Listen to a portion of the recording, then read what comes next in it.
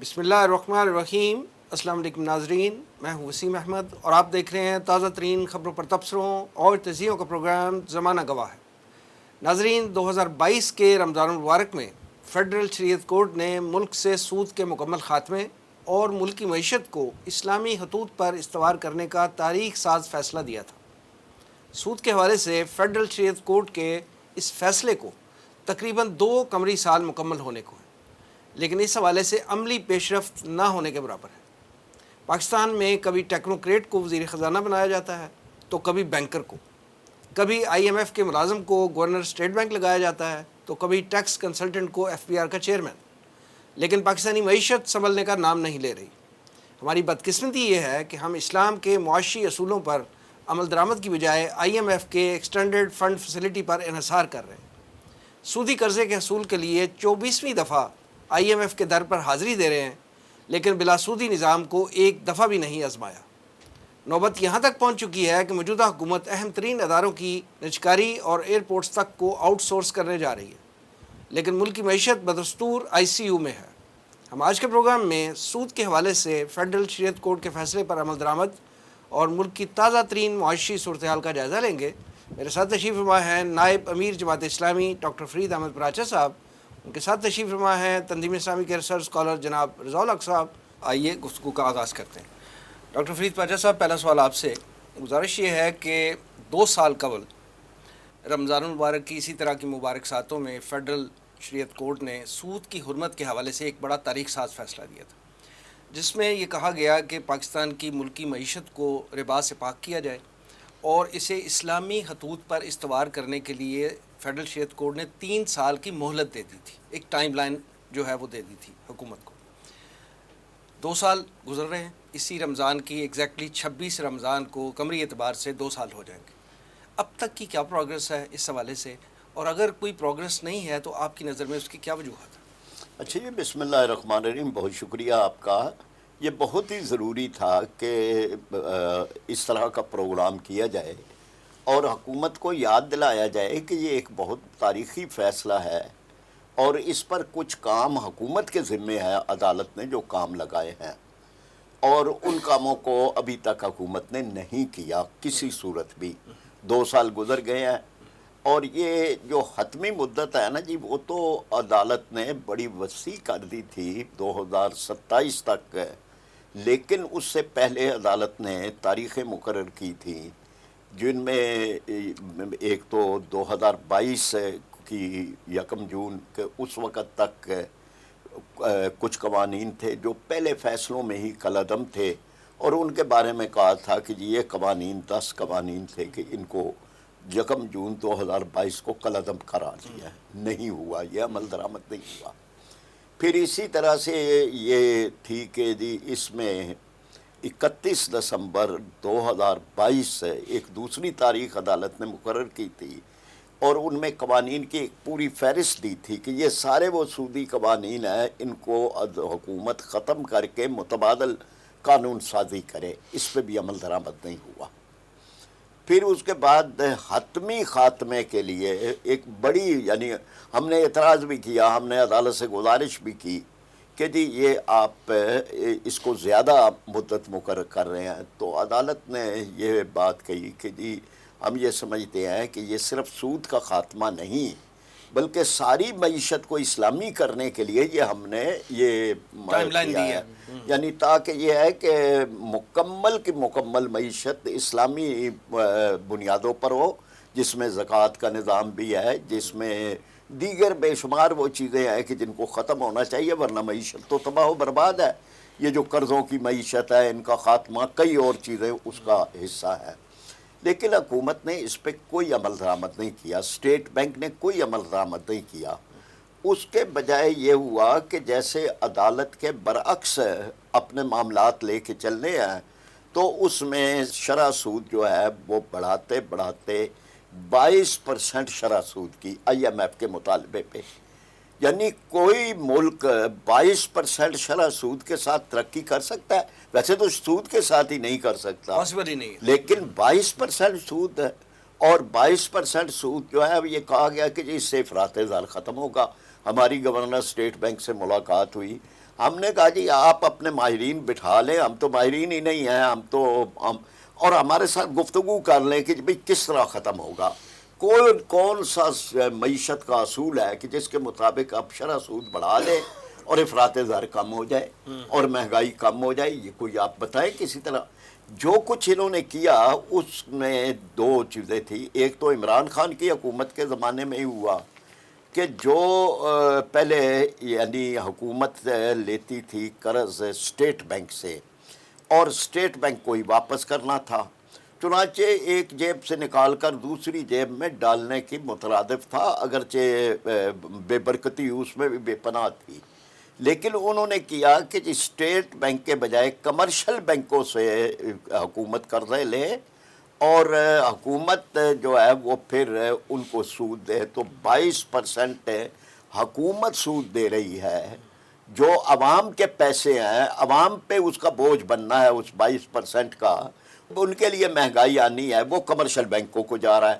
اس کا ایک اور نتیجہ یہ نکلا کہ مطلب جو انویسٹمنٹ کے سارے راستے بند ہو گئے کہ یہ تو بڑا آسان کام ہے، اپنا پیسہ بینک میں رکھیں، 22% لے لیں، کیا ضرورت ہے فیکٹریاں لگانے کی اور محنتیں کرنے کی اور یہ اور وہ.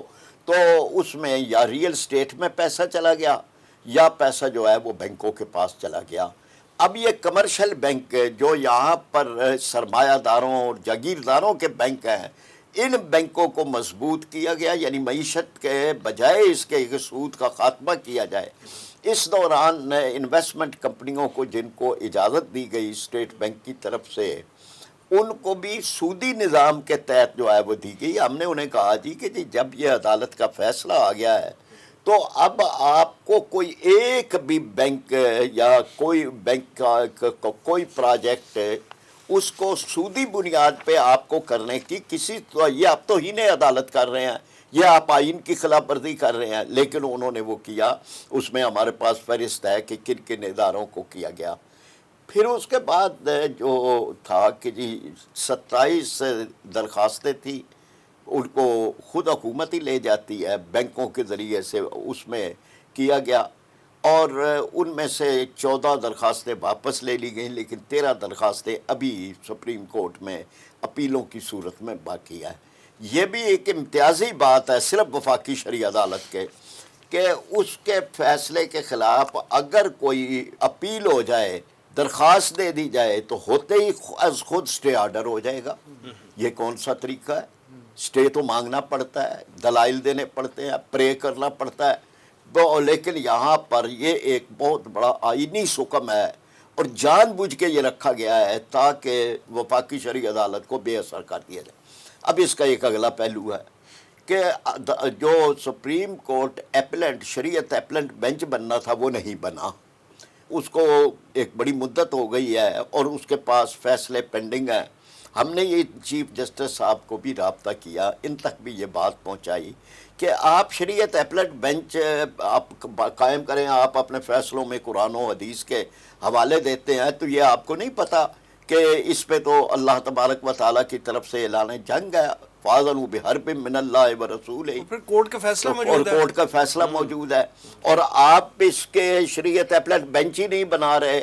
تو اس کا نتیجہ یہ ہے کہ آپ اس کے راستے کے اندر ایک ہرڈل اور ایک رکاوٹ بن گئے ہیں. کیا جو کہ آپ کا عمل چیف درآمد جسٹس ہے. صاحب کا بس انہوں نے کچھ بھی نہیں، یعنی بالواسطہ ایک رابطہ ان سے کر کے یہ بات پہنچائی تھی.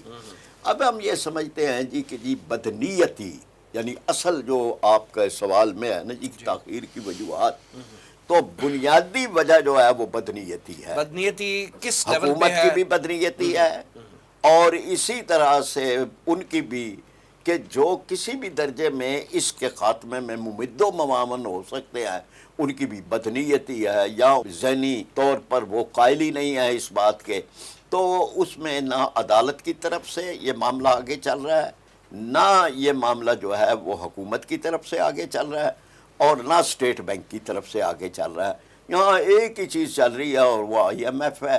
اس کے پروگراموں کے تحت وہ ان سے جو مطالبات کرتے ہیں، وہی ڈنگ ٹپاؤ پالیسی چل رہی ہے. یہ وہی پالیسی جو ہے وہ چل رہی ہے.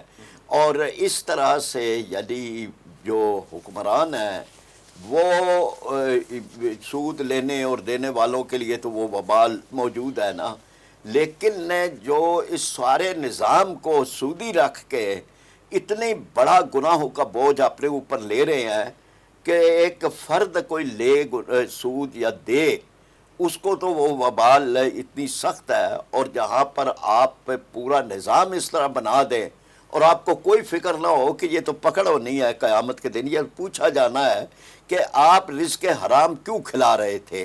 اور جو حدیث مبارکہ میں ہے کہ ایک وقت آئے گا کہ سود سے بچنے والوں تک بھی سود کا گرد و غبار پہنچے گا، تو یہ حکومت اس گرد و غبار کو اڑانے کا ذریعہ بن رہی ہے. فرید تاجر صاحب نے ابھی بات کی رضا صاحب IMF کے لون کی، تو پاکستان کی اکانومی جو ہے وہ گزشتہ کئی دہائیوں سے جو ہے وہ آپ کو پتہ ہی ہے دگرگوں ہے اس کی حالت، بلکہ اس وقت تو جو صورتحال ہے وہ تو ICU والی ہے کہ آکسیجن کا لیول جو ہے وہ تھوڑا سا اس کو ملتا ہے تو وہ چلتی ہے، پھر IMF کی کوئی نہ کوئی قسط درکار ہوتی ہے اس کو. 1980 سے آج تک پاکستان جو ہے وہ ایکسٹینڈڈ فنڈ فیسلٹی جو ہے وہ ویل کر رہا ہے IMF کی، اور اس دفعہ یہ جو موجودہ حکومت جو جس پروگرام کو پرسو کر رہی ہے یہ 24واں پروگرام ہے، یعنی 24ویں دفعہ جو ہے لون لینے کے لیے IMF کے در پہ جو ہے وہ حاضری دی جا رہی ہے. آپ یہ بتائیں کہ IMF کے اتنے پروگرام ہم اویل کر چکے ہیں، آج تک ہماری اکانومی کو اس کا کوئی باقاعدہ ٹھوس کو فائدہ ہوا ہے؟ بسم اللہ الرحمن الرحیم. بہت شکریہ وسیم صاحب. دیکھیے وسیم صاحب، جو IMF ہے اگر وہ مختلف ممالک کو فائدہ دینے اور ان کی اکانومیز کو بہتر کرنے کے لیے بنایا گیا ہوتا تو ہی اس سے رجوع کرنے کا کوئی فائدہ ہوتا نا. 1945 اور اس سے پہلے جب یہ پورا نیا اکنامک آرڈر بنایا جا رہا تھا دوسرے جنگ عظیم کے یعنی اختتام سے پہلے ہی اس پہ کام شروع کر دیا گیا تھا، اور اس میں آپ کو IMF اور ورلڈ بینک وہ بھی دکھائی دیتے ہیں. تو بنیادی طور پہ یہ جو ورلڈ امپیریل آرڈر تھا اس کے تحت ہی ان کو کھڑا کیا گیا تھا. مقصد یہ تھا کہ جو ایک جنگ عظیم کے بعد نیا رخ آئے گا دنیا کا، اس میں ایک طرف وہ ممالک جو فتح حاصل کریں گے، اور امریکہ ان کے سر خیل بننے والا تھا اب، کیونکہ اس سے پہلے تو برطانیہ کا سکہ جو پوری دنیا میں چلتا تھا، تو امریکہ کے تحت پوری دنیا جو ہے اس کو کیسے آگے چلایا جائے، اور کن کن ممالک کو جو سودی معیشت ہے اس کے اندر جکڑ کر مکمل طور پہ تباہ و برباد کر دیا جائے. آپ دیکھیں کہ ایک بڑی معروف کتاب ہے کنفیشنز آف این اکنامک ہٹ مین، جان پرکنز کی، IMF کے اندر ڈائریکٹر کے عہدے پہ رہا ہے.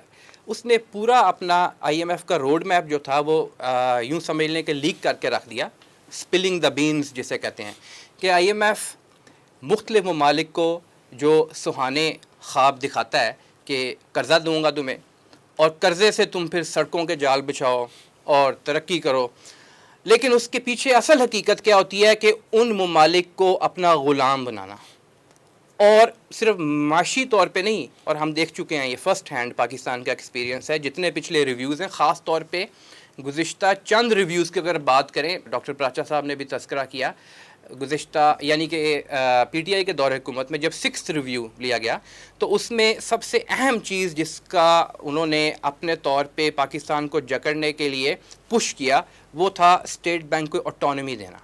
آٹونومی اگرچہ 1990 سے دی جاتی رہی ہے، وہ قدم قدم آگے بڑھتے ہیں اپنے اہداف کو پورا کرنے کے لیے، لیکن یہاں پہ وہ آٹونومی دی گئی کہ ایک تو جو لینڈر آف لاسٹ ریزورٹ کے طور پہ یعنی حکومت جو اسٹیٹ بینک سے لون لے سکتی ہے اس کو ختم کر دیا گیا. انفلیشن ٹارگیٹنگ کا ایک ایسا طریقہ بنایا گیا کہ جس میں وہ ٹائٹ مانیٹری پالیسی کے ذریعے یعنی شرح سود کو بڑھا کر انفلیشن کنٹرول کرنے کا ایک ہوا کھڑا کر دیا گیا، ایک متھ دی گئی. حالانکہ حقیقت یہ ہے کہ اس وقت سے لے کے اب تک دنیا سٹیگفلیشن کا شکار ہے، اور سٹیگفلیشن سے مراد یہ ہے کہ ایک طرف تو آپ کی جو اکنامک گروتھ ہے یعنی شرح نمو وہ کم ہوتی جا رہی ہے، دوسری طرف قیمتیں بھی بڑھتی جا رہی ہیں. تو انٹرسٹ ریٹ بڑھا کے آپ نے دیکھا کہ جو ترقی یافتہ دنیا کے ممالک ہیں انہوں نے انٹرسٹ ریٹس کم کرتے کرتے زیرو پہ بلکہ نیگیٹو میں لے کے گئے ہوئے تھے. بہرحال وہ ایک اپنی جگہ بحث ہے. انٹرسٹ ریٹ بڑھا کے اپنی انڈسٹری کو تباہ کر ہم نے اس کو تباہ کیا. اچھا اب اس طرف آ جائیں کہ یہ جو ریویوز چل رہے ہیں، کبھی 1 بلین، کبھی 1.5 بلین، 3 بلین کا یہ پروگرام ختم ہو رہا ہے یا آخری اس کی قسط آ رہی ہے، اور سٹاف لیول کا معاہدہ ہو گیا، ہم بڑی خوشیاں اس پر منا رہے ہیں. شنید یہ ہے کہ اس کے آگے ایک طویل المیعاد نیا پروگرام مصر کے ماڈل کے اوپر لیا جائے گا. اب وہ کوئی 7-8 بلین کی یہ عرب نیوز جو ہے اس نے بھی یہ خبر شیئر کی ہے، پاکستان کے چند اخبارات نے بھی کی ہے۔ ابھی آپ اس وقت دیکھیں ہماری ملک کی معیشت کا حال کیا ہے کہ جو ہمارا بیرونی قرضہ ہے وہ تقریباً 132 بلین ڈالر تک پہنچ چکا ہوا ہے، اور ہمارا جو پچھلا بجٹ یعنی کہ 2023-24 کا بجٹ آج تقریباً 14.5 کھرب کا تھا، اس میں سے 7.5 کھرب روپے جو ہیں، 14.5 میں سے 7.5 کھرب روپے وہ صرف قرضوں کے سود کی ادائیگی کی مد میں جانا ہے، اور زیادہ دینا پڑا، اس کی وجہ سے تقریباً 8.3 کھرب روپے ہم اب تک خرچ کر چکے ہیں اس میں، اور اس کی وجہ سے آپ دیکھیں تو ہمارا جو debt to G D P ratio ہے تقریباً 77%۔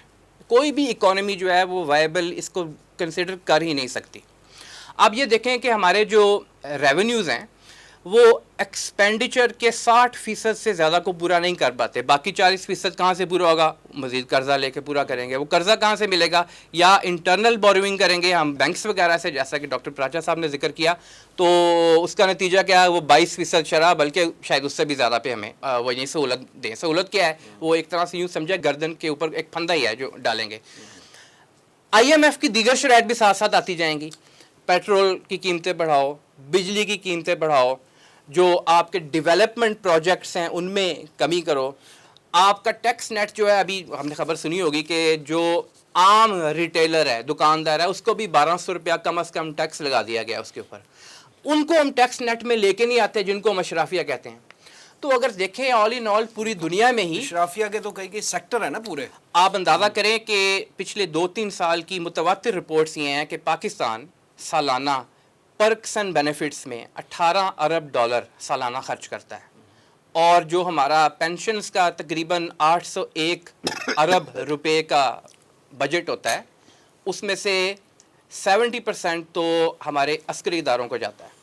اب عسکری جو ہماری ڈیفنس کے حوالے سے جتنی ریکوائرمنٹ ہے اس کو پورا کرنا بڑا ضروری ہے، لیکن جب ہم سودی قرضوں میں اتنا زیادہ خرچ کرتے جائیں گے تو ڈیفنس کے لیے بھی کم بچ جاتا ہے، اور باقی سیکٹرز کے لیے آپ نوٹ کریں گے جو آپ پائی چارٹ بناتے ہیں نا جب بجٹ کا کہ کہاں کہاں ایلوکیٹ کیا گیا ہے، تو اتنی منیمم اماؤنٹ ہوتی ہے ایجوکیشن اور ہیلتھ کیئر کے کہ اس کا حصہ ہی نہیں اندر دکھائی دیتا، ایسے ہی ٹھیک ہے۔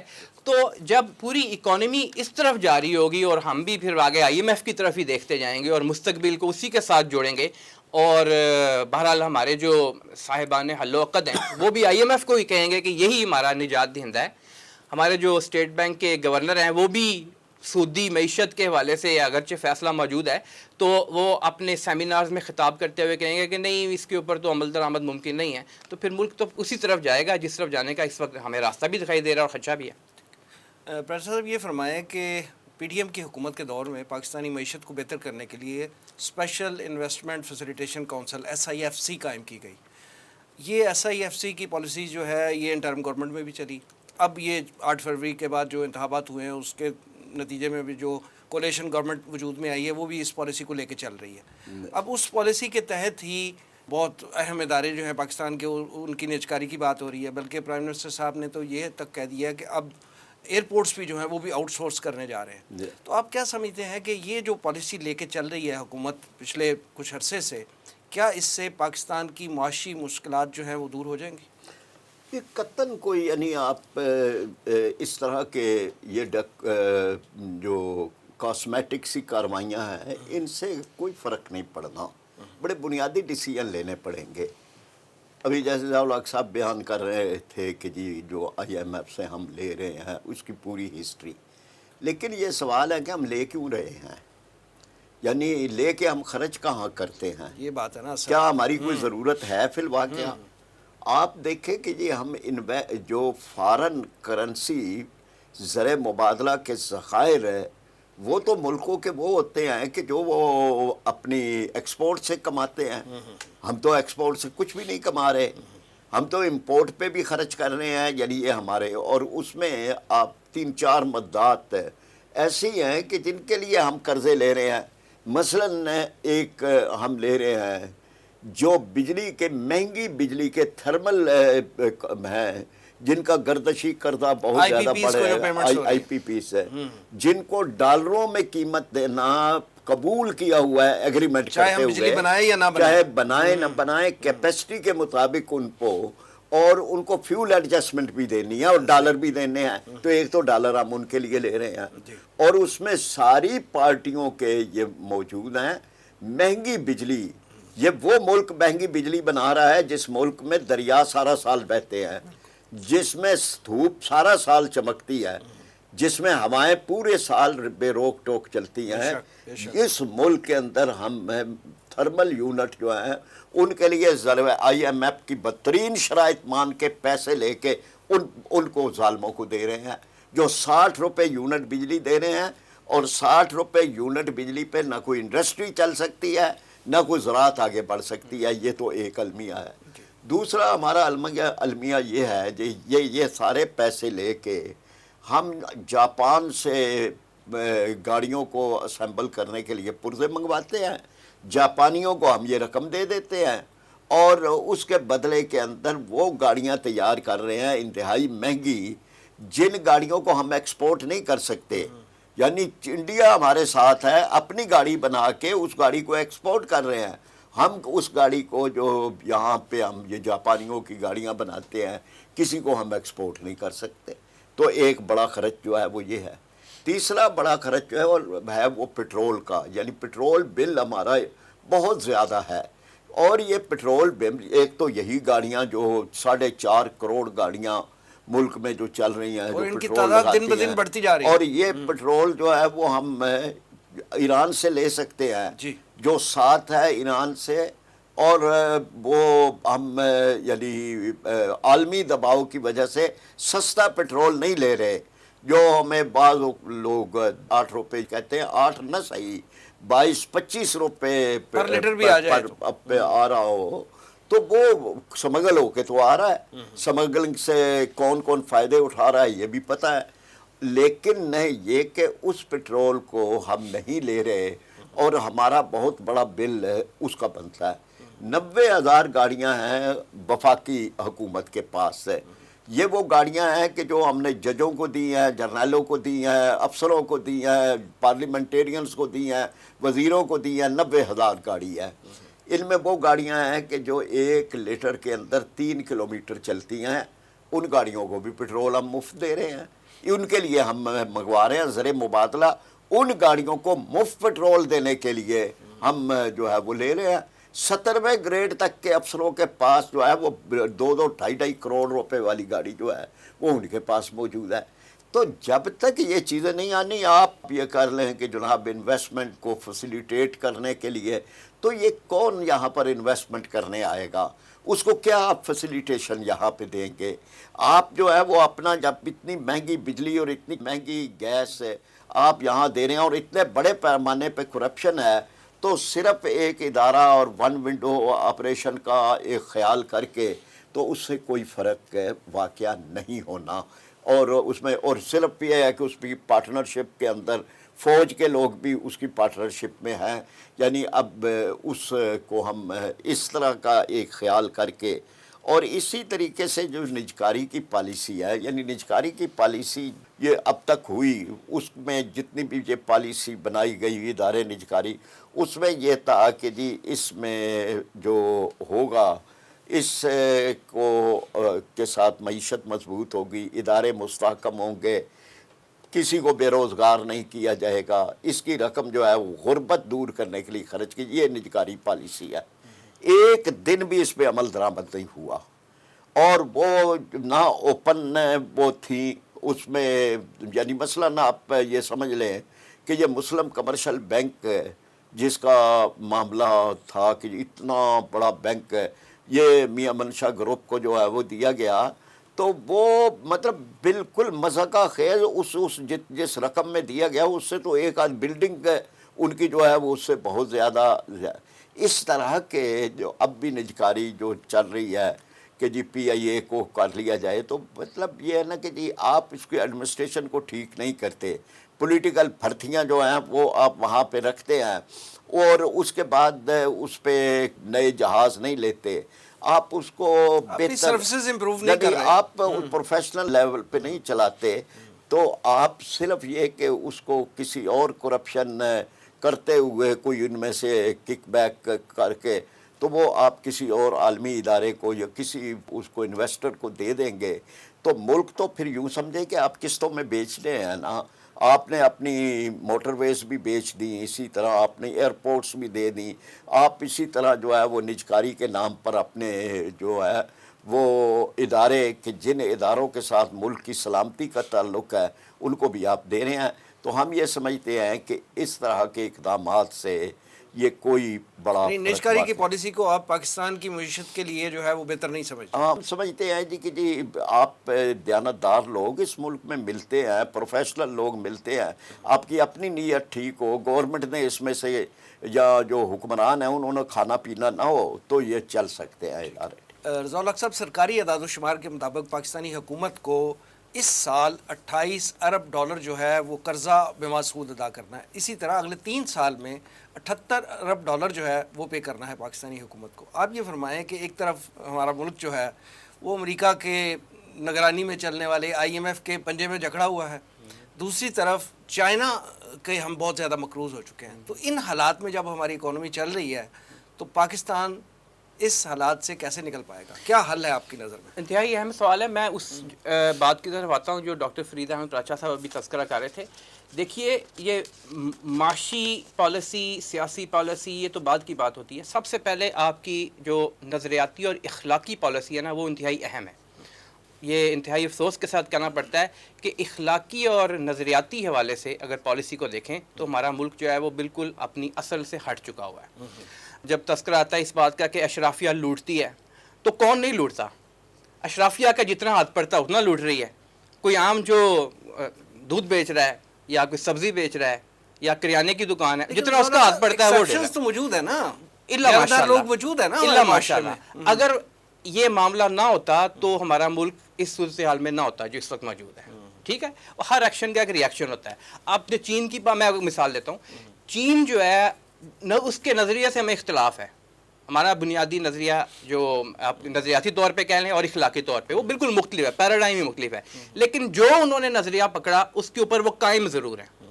کرپشن ان کے لیے زیرو ٹالرنس ہے, جس لیول پہ بھی ہو, جو بندہ بھی ہو.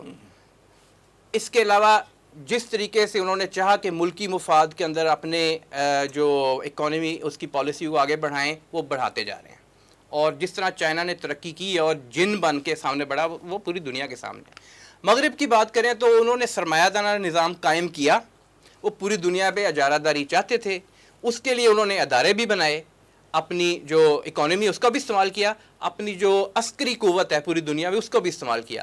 لیکن اپنی اصل سے, اپنے نظریے سے اور اپنی عوام کے لیے جو بھی بہتری تھی وہ سمجھ کے اس کے ساتھ جڑے ہوئے ہیں. وہ اپنی جگہ آپ دیکھتے ہیں کہ کامیابی سے چل رہے ہیں. ہمارا معاملہ یہ ہے, دیکھیے ہمیں ہمارے لیے جو حکم دیا گیا نا وہ کیا ہے کہ وَمَنْ أَعْرَضَ عَنْ ذِكْرِي فَإِنَّ لَهُ مَعِيشَةً ضَنْكًا وَنَحْشُرُهُ يَوْمَ الْقِيَامَةِ أَعْمَى. کہ اگر تم اللہ کے ذکر سے آراز کرو گے تو تمہاری معیشت تنگ کر دے گا. معیشت تنگ جو ہے وہ اس وقت ہمارے گلے کے اندر پڑی ہوئی ہے, معیشت کی تنگی, اور قیامت کے دن اندھا کر کے اٹھایا جائے گا. ہماری جو معیشت کی تنگی ہے اور ہم جس طرح اپنی اصل سے ہٹ کے دوسری سائڈوں پہ جا رہے ہیں وہ کچھ اسی طرح ہی بن گیا ہوا ہے کہ لا الہ ہاؤلائی و لا الہ ہاؤلائی والا معاملہ. کبھی ادھر جاتے ہیں کبھی ادھر جاتے ہیں, سمجھ نہیں آ رہی ہمیں کیا کرنا چاہیے. حقیقت یہ ہے کہ اگر ہم واپس اس اصل کی طرف آ جائیں نا, جس کی بنیاد کے اوپر ہم نے یہ ملک بھی قائم کیا, اور قائد اعظم محمد علی جناح نے جب 1948 میں اسٹیٹ بینک کا افتتاح کیا تو واضح طور پہ کہہ دیا تھا کہ جو مغرب کا معاشی نظام ہے, سرمایہ دارانہ نظام, اس نے دنیا کو مسائل ہی دیے ہیں. اور آئی ول کینلی آبزرو, میں دیکھوں گا اس چیز کو کہ کس طرح پاکستان کا جو معاشی نظام ہے اور جو اسٹیٹ بینک بہرحال ایک افتتاح ہو رہا تھا, سینٹرل بینک بن رہا تھا, وہ کیسے اس اسلامی نظام کو لے کے آگے چلتا ہے, اسلامائز کرتا ہے اکانومی کو. ہم نے اکانومی کو اسلامائز نہیں کیا, حل ہمارے پاس موجود ہے, ہم نے وہ نہیں کیا.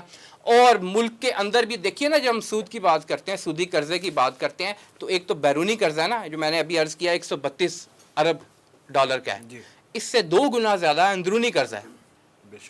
اب جب ایک ادارہ دوسرے ادارے پاکستان کے اندر ہی آپس میں ٹرانزیکشن کرتا ہے تو اس پہ سود کی کیا ضرورت ہے؟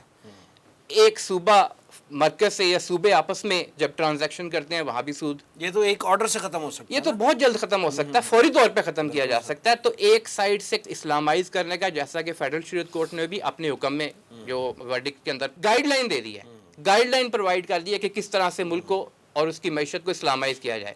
تو اس پہ اگر ہم قدم رکھیں گے تو پھر نہ ہمیں امریکہ کی ضرورت پڑے گی نہ چین کی, نہیں تو پھر ہم انہی کے اندر بٹے رہیں گے. فرید پراشا صاحب, ہماری موجودہ حکومت نے ایک ٹیکنوکریٹ کو وزیر خزانہ بنا دیا. اگر ہم پاکستان کے ماضی پہ نظر ڈالیں تو کبھی ٹیکنوکریٹ آتے ہیں تو کبھی کسی بینکر کو وزیر خزانہ بنا دیا جاتا ہے, کبھی آئی ایم ایف کے حاضر سروس ملازم کو اسٹیٹ بینک کا گورنر لگا دیا جاتا ہے, تو کبھی ٹیکس کنسلٹنٹ کو ایف بی آر کا چیئرمین لگا دیا جاتا ہے. یعنی یہ حالات تو ہماری اکانومی کے ساتھ ہوتے رہے ہیں, لیکن ہماری اکانومی بہتری کی طرف نہیں جا رہی. آپ یہ بتائیں کہ یہ ساری تقرریاں اپنی جگہ, جو بھی پرائرٹیز ان کی ہیں وہ اپنی جگہ, کبھی غریب آدمی کو بھی ریلیف مل سکے گا ان لوگوں کی پالیسیوں سے؟ لیکن وہ ایک شعر ہے کہ اب روزنوں سے آتی ہے باہر کی روشنی, گل کر گیا ہے کون میرے گھر کی روشنی. تو اصل تو ہمارا نظریاتی بحران ہے نا جی, اور اس کی وجہ سے یہ ہے کہ ہمارے ہاں ان لوگوں کو بھیجا جاتا ہے, آتے نہیں ہیں, بھیجا جاتا ہے جی, جن کے پاس یہاں کا ڈومیسائل نہیں ہوتا, یہاں کا شناختی کارڈ نہیں ہوتا. شہریت نہیں ہوتی. معین قریشی یہاں پہ آیا, یہی جو اب آئے ہیں, ان کی شہریت نہیں تھی, ایک دن کے اندر ان کو شہریت دی ان کو جو ہے وہ دی گئی. تو گویا کہ وہ اپنا مانیٹر بھیجتے ہیں ساتھ آئی ایم ایف والے, اور وہ جس طرح پہلے آپ نے اس کا گورنر کا بھی بتایا. اور اس سے کوئی یعنی ہمیں توقع یہ نہیں رکھنی چاہیے کہ وہ ہمیں یعنی پاکستانی قوم کو اور یہاں کے عوام کی بہتری کے لیے کوئی پروگرام لے کے آئے ہیں. انہیں آئی ایم ایف اپنے ادارے کے مفادات کا تحفظ کریں گے کے لیے آئے ہیں, اور اس میں اور ابھی تک کوئی بات ان کی طرف سے یا ہماری حکومتوں کی طرف سے کوئی بات ایسی نہیں آئی کہ انہوں نے ماضی سے کوئی سبق سیکھ کے کوئی مختلف راستہ اختیار کرنے کا کوئی فیصلہ کیا ہے. وہی راستے ہیں, وہی چیزیں ہیں, طریقے کو کن میں بھی وہی ہیلے ہیں پرویزی, وہی چیزیں جو ہیں وہ چل رہی ہیں. اس کے نتیجے کے اندر یہ یعنی آئے ہیں, تو کوئی ہمیں فرق پڑتا ہوا کسی صورت نظر نہیں آ رہا. اور ابھی جو گیس ایک دفعہ بڑھی, دوسری دفعہ بڑھی, اب پھر ایک مطالبہ ہے کہ اور جو ہے وہ اس کو کیا جائے. جبکہ خبریں یہ ہیں کہ ہمارے ہاں گیس کے نئے ذخائر بھی ہم نہیں نکال رہے جو ہمیں نکالنے چاہیے. ہماری سرحدوں کے پاس انڈیا جو ان مقامات پر گیس کے ذخائر نکال رہا ہے جہاں سے ہمیں نکالنے چاہیے, اور اسی طرح کے دیگر بہت ساری چیزیں ہیں. تو یہ جو خیال ہے نا جی کہ جی آپ ان کو فلاں کو لے آئیں, فلاں کو لے آئیں, تو اس کے نتیجے کے اندر کوئی چیز بہتر ہوتی ہوئی اس طرح کے ٹیکنوکریٹ کے نظر نہیں آ رہی. چائنا کا ابھی ذکر کیا کہ جی قرضہ تو ہمارے پاس ہر طرف سے ہم نے لیا, اور صرف ڈپازٹ شو کرنے کے لیے ہم نے وہ لیے تاکہ یہ ہے کہ اور اس کی لائبلٹی ہمارے اوپر اپنے فارن ریزروز ہم بڑھا سکیں, ریزرو اپنے جو ہے وہ شو کرنے کے لیے. اچھا, چائنا کے ساتھ جو معاہدے ہوئے کہ جس سڑک تو وہ بنا رہے ہیں اپنے ایک مقصد کے لیے, عالمی مقصد ہے ان کا, اپنی تجارت ہے کہ سمندروں کے بجائے وہ سڑکوں کے راستے سے ان کی جو ہے وہ تجارت کا ایک ون روڈ ون بیلٹ اس میں. لیکن پیسہ تو ہمارے اوپر قرض چل رہا ہے نا جی, اس کا وہ حصہ کہ ان سڑکوں کے کنارے پر دونوں طرف انڈسٹریل زون بنائے جائیں تو وہ کہیں ایک جگہ بھی نہیں نظر آیا. تو مطلب یہ ہے کہ جس صرف ہمارے اوپر لائبلٹی بوجھ ہمارے اوپر پڑ رہا ہے, کہیں بھی ہماری طرف سے کوئی ایسا اقدام نہیں ہے کہ جس کے نتیجے میں ہم اپنی صنعت کو ترقی دے سکیں. جہاں سے اس بیلٹ کے ذریعے سے پاکستان میں اگر آپ زراعت کو مضبوط کریں تو چائنا کی اور وسط ایشیا کی منڈی جو ہے وہ پاکستان کو سبزی اور پھلوں میں مل سکتی ہے, لیکن ہمارے ہاں کوئی اس طرح کی سوچ و بچار جو ہے وہ کسی طرح نہیں ہے. اس لیے یہ بات مطلب کوئی ہمیں توقع نہیں رکھنی چاہیے کہ آپ نے کوئی ٹیکنوکریٹ کو بنا لیا اور اس کے ذریعے سے کوئی آپ کرتب دکھا سکیں گے, کوئی ایسا امکان نہیں. رضا الحق صاحب یہ بتائیں کہ کیا وجہ ہے کہ پاکستان میں اسلامی نظریاتی کونسل اور فیڈرل شریعت کورٹ جیسے آئینی ادارے موجود ہیں، لیکن پاکستان کو اسلامی خطوط پہ استوار کرنے کے لیے یہ ادارے جو ہیں کوئی فعال رول ادا نہیں کر پا رہے. آپ کے خیال میں اس کی کیا وجہ ہے؟ وسیم صاحب، بد نیتی. آپ دیکھیے کہ ایک تو معاملہ قانون سازی کا، پہلے وہ فیڈرل شریعت کورٹ اور جو اسلامی نظریاتی کونسل ہے اس سے ہٹ کے اگر بات کریں تو جو ہماری پارلیمنٹ ہے، آئین کے مطابق no legislation shall be done repugnant to the Quran and Sunnah, یہ آئین کے اندر اصول دے دیا گیا ہے. لیکن آپ دیکھتے ہیں لیجسلیشن میں سودی معیشت کے حوالے سے بھی ہوتی ہے، ٹرانسجنڈر بل کے حوالے سے بھی ہوتی ہے، کبھی تحفظ خواتین کے حوالے سے کوئی ایسا بل آ جاتا ہے جس میں جو بے حیائی اور بے راہ روی اس کو فروغ دیا جاتا ہے، کبھی یہ جو ڈومیسٹک وائلنس کے نام پہ کوئی ایسا بل. یعنی کہ یہ تو ہماری جو پارلیمنٹ ہے، اور انتہائی افسوس کے ساتھ کہنا پڑتا ہے کہ کچھ اس طرح کا معاملہ ہو گیا ہوا ہے کہ جو پارلیمان میں لوگ بیٹھے ہوئے ہیں وہ اہل نہیں ہیں شاید، اور اہل ہی نہیں ہے اسی لیے جب ان کے سامنے بل آتے ہیں تو بغیر دیکھے ہوئے پاس کر دیتے ہیں. اب آ جائیں اس طرف کہ جو فیڈرل شریعت کورٹ اور اسلامی نظریاتی کونسل، دیکھیے یہ دو ادارے بنانے کی بنیادی وجہ بنتی ہی یہی ہے کہ کوئی ایسی لیجسلیشن جو کہ قرآن و سنت کے منافی ہو جائے. پہلی بات تو یہ ہے کہ اسلامی نظریاتی کونسل کا تو ان بلٹ رول ہونا چاہیے قانون سازی سے پہلے بھی اور اس کے بعد بھی، کہ جو بھی قانون سازی کے حوالے سے فیصلہ کیا جائے اور اس کے حوالے سے کوئی بات سامنے آئے یعنی پلان کیا جائے تو اس کی ایک کاپی اسلامی نظریاتی کونسل کو بھیجی جائے اور ان کا جو ان پٹ ہے وہ طلب کیا جائے. ہسٹری یہ بتاتی ہے کہ اسلامی نظریاتی کونسل جو ہے انہوں نے بے شمار کام کر کے دیا ہوا ہے، دفتر کے دفتر بھرے ہوئے ہیں، اور جہاں تک پارلیمنٹ کا تعلق ہے تو کچھ عرصے کے بعد فائلوں کا اتنا بڑا پلندہ جو ہے وہ ہر ممبر کے سامنے رکھ دیا جاتا ہے، ایک ساتھ پرچی ہوتی ہے کہ یہ فائلیں آئی ہیں، اسلامی نظریاتی کونسل کی سفارشات ہوتی ہیں. وہ دیکھنا بھی گوارا نہیں کرتے، پڑھنا بھی گوارا نہیں کرتے، جو سلپ ہوتی ہے اس پہ سائن کرتے ہیں اور وہ پھر طے خانے میں کسی میں جا کے بند ہو جاتے ہیں. وہ جو پہلے سے موجود ہے جن پہ گرد پڑی ہوئی ہے دفتروں کے دفتر، یعنی تمام مکاتب فکر کے جو اسکالرز ہیں ان کی محنت جو ہے وہ اس طرح ڈمپ کی جاتی ہے پارلیمنٹ میں. یہ تو معاملہ ہو گیا آپ کا اسلامی نظریاتی کونسل کا، کہ اس کے اندر بات ہی ایسی رکھ دی گئی ہے آئین کے اندر کہ بائنڈنگ نہیں ہے، کوئی ضروری نہیں ہے، بس ریکمنڈیشن ہے.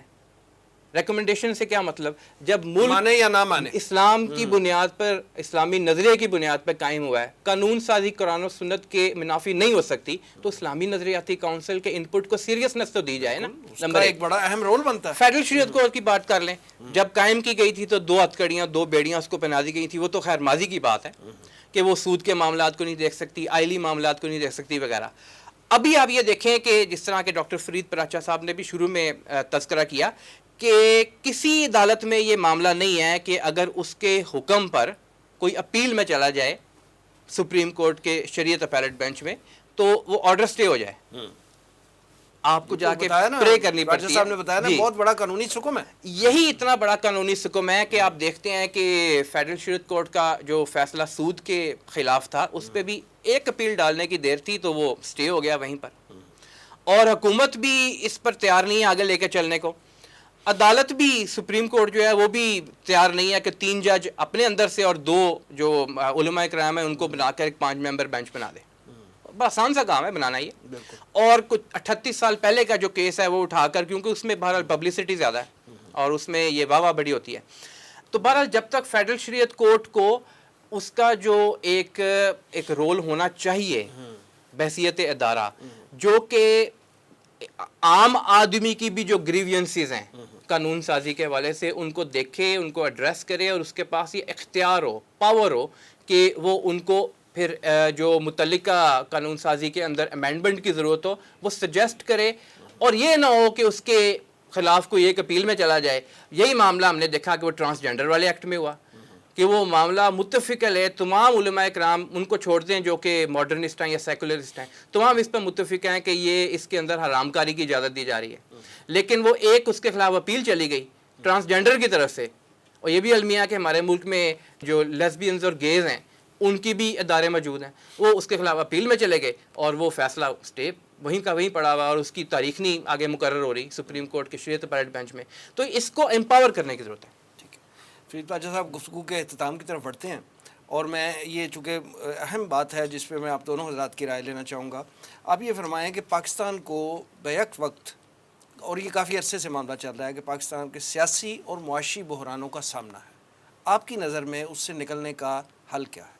لیکن کوئی ایسی غیر نمائندہ حکومت ہے، اور حکومتیں بنی ہیں 8 فروری کے الیکشن کے نتیجے کے اندر، کہ جو اسٹیٹس کو لے کے چلیں گی، کو لے کے چلنے والی ہیں، اور یہ معاشی بحران اور سیاسی بحران دونوں پیرلل چل رہا ہے.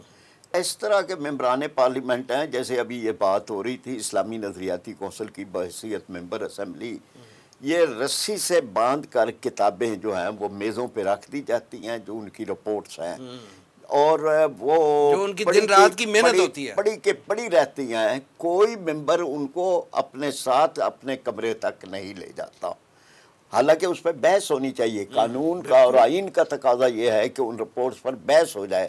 وہ کہتے ہیں ٹیبل کر دی گئی. ٹیبل کرنے کا ایک فنکشن جو ہے وہ 10-15 منٹ کا ہو کے اتنی بڑی ڈرل کر لی جاتی ہے، محنت کو ختم کر دیا جاتا ہے. تو یہ وہ بحران ہے کہ جو سیاسی بھی ہے، معاشی بھی ہے، اور حکمران ہمیں اس طرح کے ملے ہیں کہ جن کو کوئی نہ ملک کے نظریے سے جن کو کوئی دلچسپی ہے، نہ ملک کے عوام سے ہے. وہ اپنا سٹیٹس انجوائے کرنے کے لیے، اپنے پروٹوکول انجوائے کرنے کے لیے، اور اپنی کرپشن ان کو تحفظ دینے کے لیے وہ آتے ہیں، چاہے اس پارٹی کے ہیں، چاہے اس پارٹی کے ہیں، چاہے اس پارٹی کے ہیں، کوئی بھی آپ لگا لیں. اس لیے یہ بحران ہمارا بڑا گہرا ہے.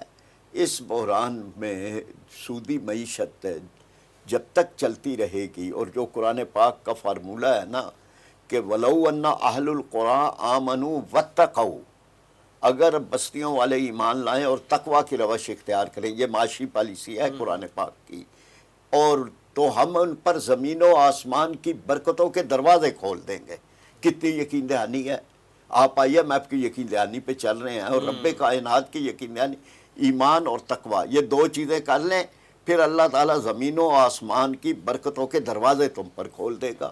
تو ہمارا جو ہے نا جی، ہم اس میں مبتلا ہیں، اور اس کے نتیجے میں جب تک اس ملک کے عوام یہ فیصلہ نہیں کرتے کہ انہیں ووٹ جو اپنا دینا ہے وہ امانت ہے کہ جس کے بارے میں قیامت کے دن پوچھا جائے گا، اور وہ جو ہے نا کہ ظہر الفساد فی البر والبحر بما کسبت ایدی الناس، تو یہ خشکی اور تری میں پھیلا ہوا جو فساد ہے لوگوں کے اپنے ہاتھوں کی کمائی ہے.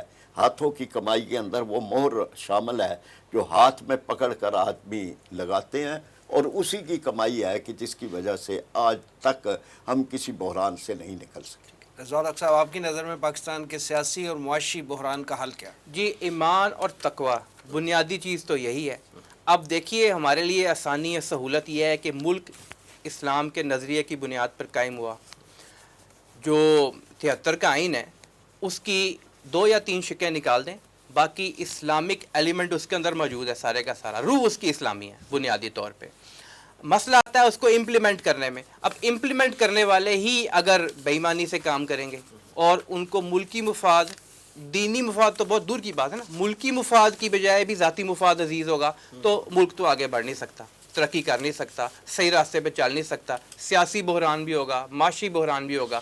باہر کی طرف دیکھیں گے تو حقیقت یہ ہے کہ جب تک ہم اپنی اصل کی طرف واپس نہیں لوٹتے، اور اصل کی طرف واپس لوٹنے سے مراد یہ ہے کہ جس بنیاد پہ ملک کو حاصل کیا گیا تھا اس کو عملی جامہ بنائیں، عملی تعبیر اس کی کریں، اور پھر دیکھیں کہ راستے کیسے کھلتے ہیں، خوشحالی کے بھی، برکتوں کے بھی، اور دنیا کے لیے بھی اور آخرت کے لیے بھی. یہ جو مسلمانوں کے لیے اور ہمارے لیے انتہائی اہم ہے. رضوان حق صاحب اور محترم فرید پراجہ صاحب، ہمارے پروگرام میں تشریف آوری کا بہت شکریہ. ناظرین، یہ تھا آج کا پروگرام. آج کے لیے اتنا ہی. ہمارے تمام سوشل میڈیا پیجز پر اس پروگرام کا فیڈ بیک ضرور دیجیے گا. آپ ہمیں ای میل بھی کر سکتے ہیں. ہمارا ایڈریس ہے media@tanzeem.org. اگلے پروگرام تک کے لیے وسیم احمد کو اجازت دیجیے. اللہ نے کے بعد.